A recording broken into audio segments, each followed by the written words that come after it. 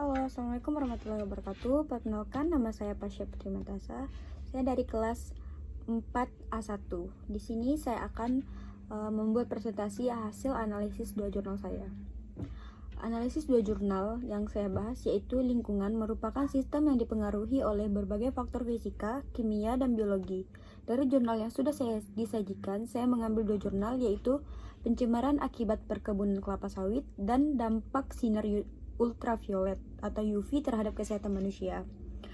Dalam analisis ini, kedua fenomena tersebut akan dikaitkan dengan berbagai aspek konsep fisika seperti hukum kekekalan energi, dinamika fluida, gelombang elektromagnetik, dan efek fotoelektrik.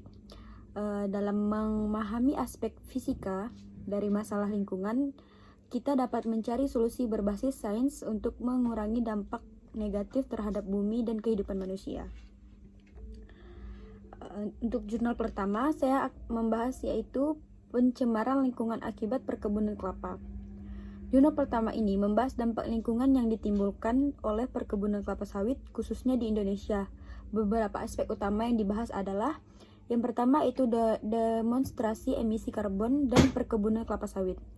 Sering mengaitkan hutan-hutan tropis melalui proses demonstrasi baik dengan penebangan maupun pembakaran hutan. Pembakaran ini menghasilkan emisi karbon dalam jumlah besar yang berkontribusi terhadap pemanasan global. Yang pertama itu karbon dioksida atau CO2 dan metana CH4 adalah dua gas utama yang dipanaskan selama pembakaran. Yang kedua yaitu gas-gas yang bersifat rumah kaca yang menerapkan panas ini di atmosfer meningkat sangat besar.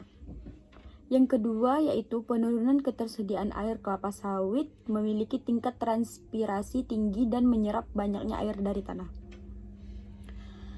Untuk ini memiliki beberapa dampak. Yang pertama itu pengurangan sumber air tanah karena infiltrasi air berkembang akibat kepadatan tanah perkebunan. Yang kedua yaitu kekeringan di wilayah sekitar, karena air yang tersimpan dalam tanah lebih cepat menguap dibandingkan hutan alami.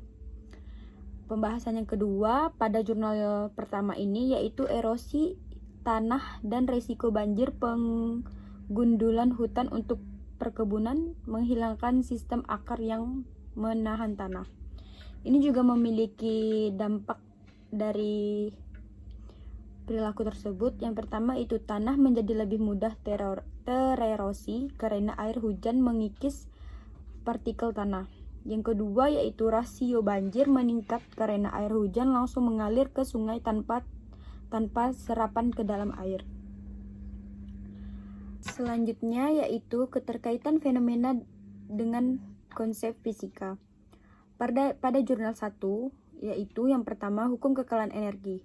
Hukum ini menyatakan bahwa energi tidak dapat diciptakan atau dimusnahkan, hanya dapat merubah bentuk dalam khusus pembakaran hutan. Yang pertama yaitu energi kimia dalam bahan organik hutan merubah menjadi energi panas dan energi kimia dalam bentuk gas rumah kaca. Yang kedua yaitu energi panas ini mengakibatkan suhu atmosfer menyebabkan perubahan iklim global. Keterkaitan yang kedua yaitu dinamika fluida dalam hukum Bernoulli. Dinamika fluida berketerkaitan dengan pergerakan air di lingkungan. Yang pertama yaitu ketika infiltrasi air berkurang, kecepatan aliran air meningkat sesuai dengan persamaan Bernoulli. Yang kedua yaitu tekanan air meningkat mempercepat erosi tanah dan memperbesar risiko banjir. Yang ketiga, gaya gesek dan hukum Newton. Erosi tanah melibatkan interaksi antara gaya gesek tanah dan aliran air. Berdasarkan hukum kedua Newton, F sama dengan M kali A, gaya yang diberikan oleh air menyebabkan partikel tanah berpindah. Yang selanjutnya, semakin kuat aliran air, semakin besar percepatan tanah yang tererosi. Selanjutnya saya akan membahas jurnal yang kedua yang saya ambil yaitu dampak sinar ultraviolet atau UV terhadap kesehatan manusia.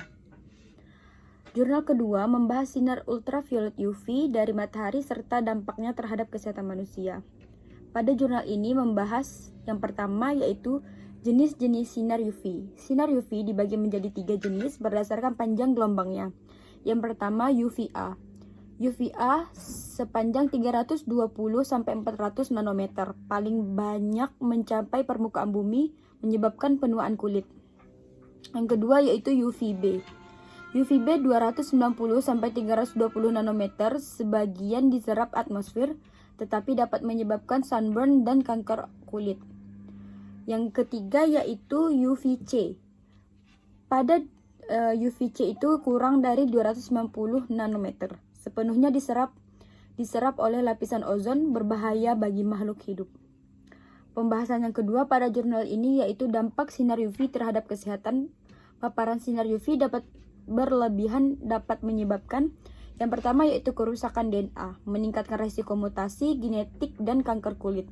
Yang kedua sunburn, akibat peningkatan energi di permukaan kulit. Yang keempat katarak, karena paparan UV dapat merusak lensa mata. Selanjutnya saya akan membahas tentang keterkaitan sinar UV dengan konsep fisika. Yang pertama di sini membahas tentang keterkaitannya yaitu gelombang elektromagnetik. Sinar UV merupakan bagian dari spektrum elektromagnetik dan memiliki panjang gelombang lebih pendek dari cahaya tampak. Semakin panjang gelombang, semakin tinggi energi radiasi. Yang kedua, sinar UV memiliki energi lebih besar dari cahaya tampak sehingga dapat merusak sel tubuh. Keterkaitan yang kedua yaitu konsep Planck dan energi foton. Energi dari UV dapat dihitung dengan persamaan E sama dengan H kali F, di mana H adalah konstan Planck dan F adalah frekuensi gelombang.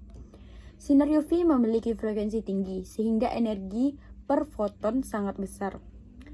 Energi tinggi ini cukup dapat memancarkan ikatan molekul dan DNA menyebabkan mutasi. Keterkaitan yang ketiga yaitu efek fotoelektrik. Energi ini menjelaskan bagaimana foton dapat mengeluarkan elektron dari suatu permukaan. Sinar UV dapat menyebabkan ekstasi elektron dalam sel kulit. Yang kedua, jika energi foton cukup besar, ia dapat menyebabkan mutasi DNA yang berpotensi menyebabkan kanker. Dan terakhir, di sini saya akan menyampaikan kesimpulan dari dua jurnal yang telah saya analisis. Dua jurnal yang dianalisis menunjukkan bahwa pencemaran akibat perkebunan kelapa sawit dan radiasi sinar UV memiliki keterkaitan erat dengan konsep-konsep fisika.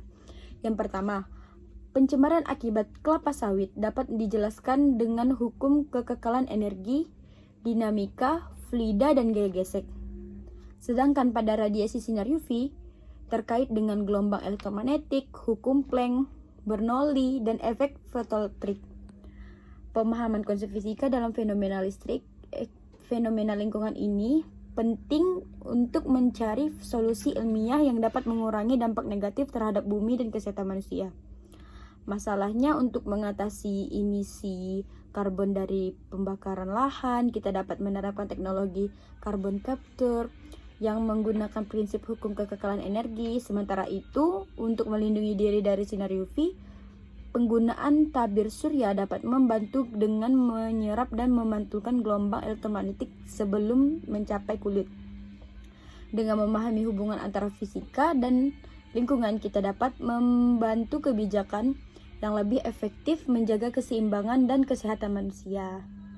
Mungkin hanya itu yang dapat saya sampaikan untuk kedua analisis jurnal yang telah dari 7 jurnal dan saya mengambil 2 jurnal.